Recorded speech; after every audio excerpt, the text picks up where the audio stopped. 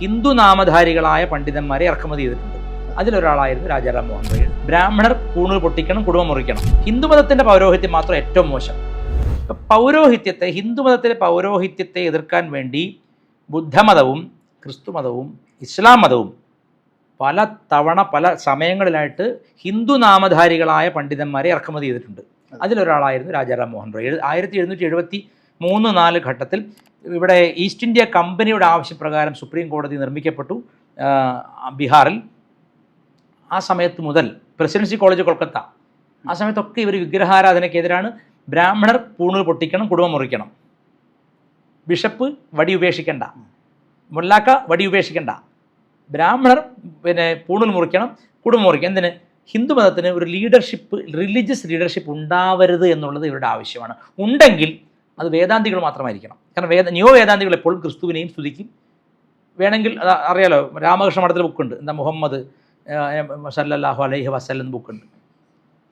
അതായത് what they need is, അവർ പറഞ്ഞാൽ ഗാന്ധിജിയെ പോലെ അവർ പറഞ്ഞാൽ അനുസരിക്കുന്ന നേതൃത്വം ആയിക്കോട്ടെ.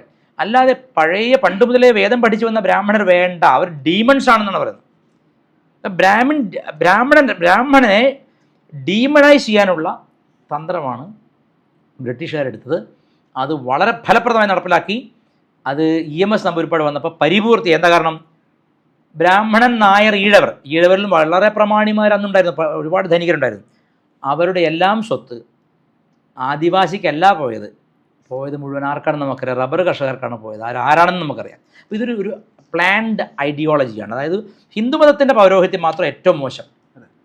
മറ്റേ അവിടുത്തെ പുരോഹിതൻ മഠത്തിൽ വെച്ചിട്ട് 13 കന്യാസ്ത്രീകളെ പീഡിപ്പിച്ചാലും അവന് ഇറങ്ങി നടക്കാം. അവൻ ഒരാളുടെ തെറ്റായിട്ട് കാണുന്നുള്ളത്, പൗരോഹിത്യം തെറ്റായിട്ട് വ്യാഖ്യാനിക്കപ്പെടുന്നില്ല. പക്ഷേ ഹിന്ദുമതത്തിൽ VT ഭട്ടതിരിപ്പാട് അടക്കമുള്ള ആളുകൾ എഴുതിയത് മുഴുവൻ മറ്റാരുടെയോ അജണ്ടകളാണെന്നാണ് ഞാൻ സംശയിക്കുന്നത്. ഇതിൽ വളരെ സെൻസിറ്റീവ് ഒരു പേഴ്സൺ ഉണ്ട്, ഞാൻ പറയുന്നില്ല. പറഞ്ഞാൽ വളരെയധികം തെറി കേൾക്കേണ്ടി. അവർ പഠിച്ചിരിക്കുന്നത് 90% തെറിയാണ്. അപ്പോൾ തെറിയാണ് പറയാം. ഇപ്പോൾ യേശു പരമേശ്വരൻ്റെ പുത്രനാണ്, അല്ലെങ്കിൽ മുഹമ്മദ് നബി മുത്തുരത്നമാണ്.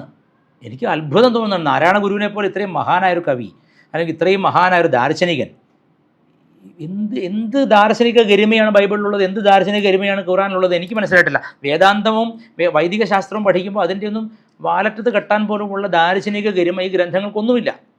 എന്നിട്ട് പോലും അങ്ങനെ വ്യാഖ്യാനിച്ചിട്ടുണ്ടെങ്കിൽ അദ്ദേഹത്തെയും ഇൻഫ്ലുവൻസ് ചെയ്യുന്ന രീതിയിലുള്ള ഇടപെടലുകൾ ഉണ്ടായിട്ടുണ്ടാവും.